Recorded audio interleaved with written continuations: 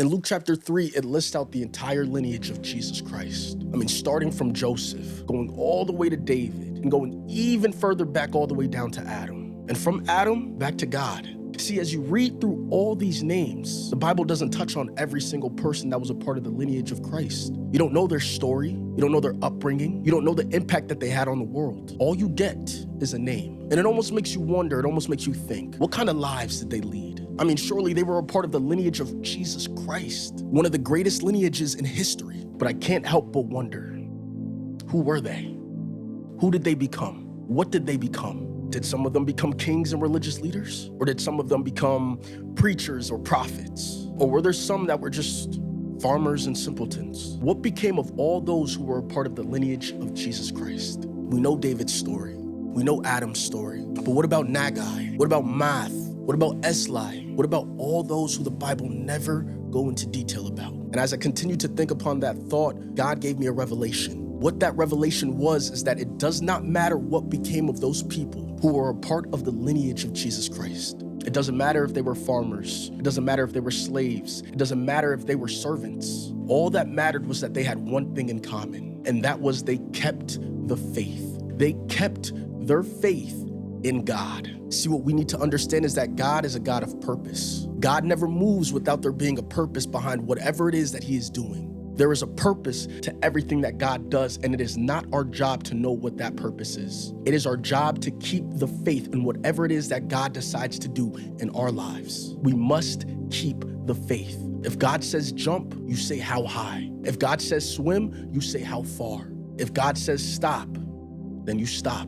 There is a purpose behind the will of the Father, and it is our job to keep the faith in God and his perfect way. What we need to understand is that every single person that was a part of the lineage of Christ was chosen by God. It wasn't an accident. It wasn't a mistake. God knew that each and every single one of these people would be able to carry on the lineage all the way till Christ, all the way to the coming of his son. Each of those individuals had a very important job, and that was to keep the faith and ensure that the faith is being passed down from generation to generation. That is why keeping the faith is so important in your relationship with God. No matter what you do in this life, no matter what becomes of you, no matter where God takes you, what God blesses you with, what God even takes away from you, you must keep your faith. Keep your faith in God, because you do not know the lives that you will impact if you just keep the faith.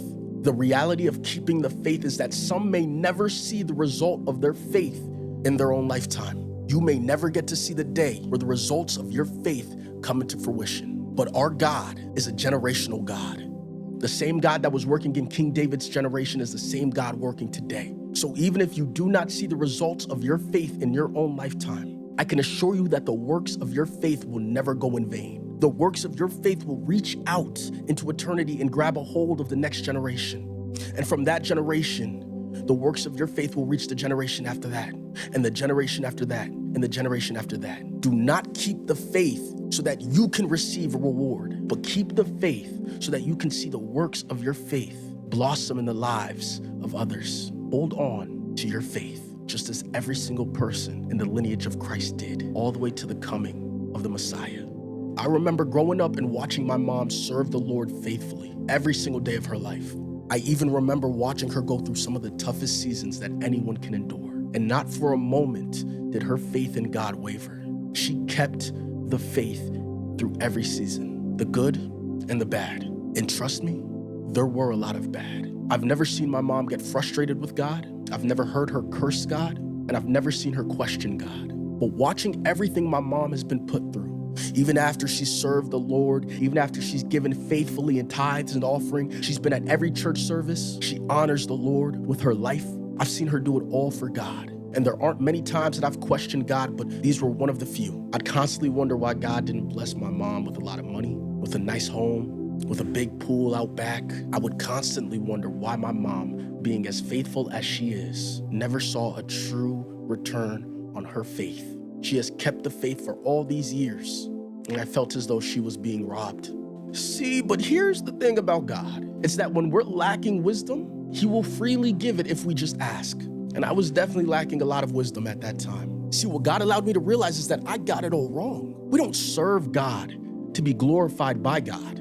The reason that we serve God is to glorify the one who is worthy of the glory, and that is none of us. None of us except God. My mom served God her entire life, and she never saw the 7-figure job. She never got a mansion. She never got a bunch of nice cars that I personally thought she deserved. But what I understand now is that that is my idea of what a blessing is. Many of us, including myself, get confused on what we think a blessing should be compared to what a blessing actually is. I believe that my mom deserved the riches of this world. I believe that she deserved everything in this world and so much more. But God knew the true desires of my mother's heart, and that is to serve God, make it to heaven, and bring as much people with her as possible, including her sons. She didn't care about the riches. She didn't care about the glory. She didn't care about the big home. All she wanted to do was serve God. And for the longest time, I thought God was silent towards her, that God almost turned his face from her. But the truth is that God has been in her life every step of the way. That is why she was able to make it through those dark times. That is why she was able to make it through those hard times. My mother kept the faith, and God kept his promises. My mother wanted her 3 boys to be serving the Lord, and today all 3 of her boys are in the church serving God. Because she was able to keep the faith, God kept his promises, and God ensured that all 3 of her boys would be here serving the Lord. When you hold on to your faith, you do not know the lives that you will impact. Keeping the faith is not about seeing God reward you with a nice home and a nice car, but it's about seeing the works of your faith go from one generation to another. Because of my mother's faith, I know God. Because of my mother's faith, my brothers know God. If she had not kept the faith, I don't know where I'd be, and that's the truth. That is why it's so important that you keep the faith, not for riches, not for glory, but to glorify the one who is worthy of glory. If you keep the faith, God will keep his promises. Promises of God are yes and amen. When living for God, there is no guarantee that you'll ever be called to be a pastor, an evangelist, a CEO of a Fortune 500 company, but that should never be what serving Christ is about.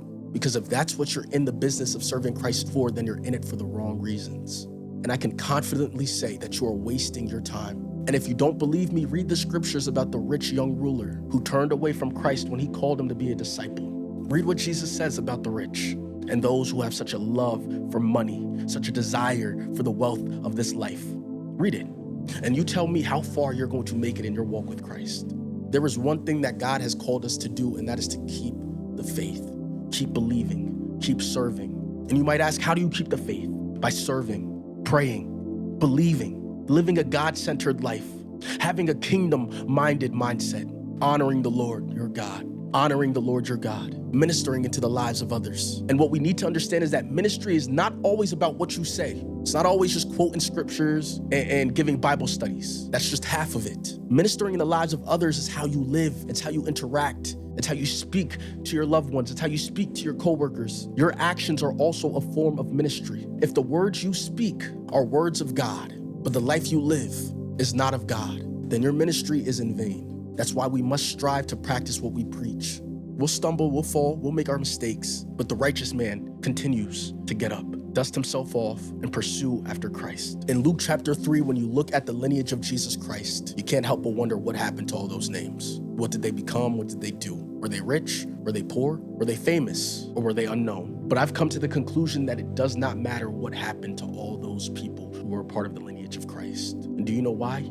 Because whether or not they were farmers, slaves, merchants, traders, and sellers, they all had one thing in common, and that was they kept their faith in God, allowing the lineage of Christ to continue. Because they showed up to their Sunday services, they remained faithful in their Bible reading. They remained faithful in their prayer life. They may not have seen a return on their faith. They may not have seen the results of their faith in their own lifetime. But due to each and every single one of these people who were a part of the lineage of Christ, keeping their faith, it allowed for God to move from generation to generation, all the way up until the coming of Christ. They kept the lineage of God going. They kept the lineage of God faithful. And because of their faith, brought about one man, not just any man, the one who took upon all our sins upon the cross, the one who knew no sin, so that 8 billion souls today could have a life with the Father.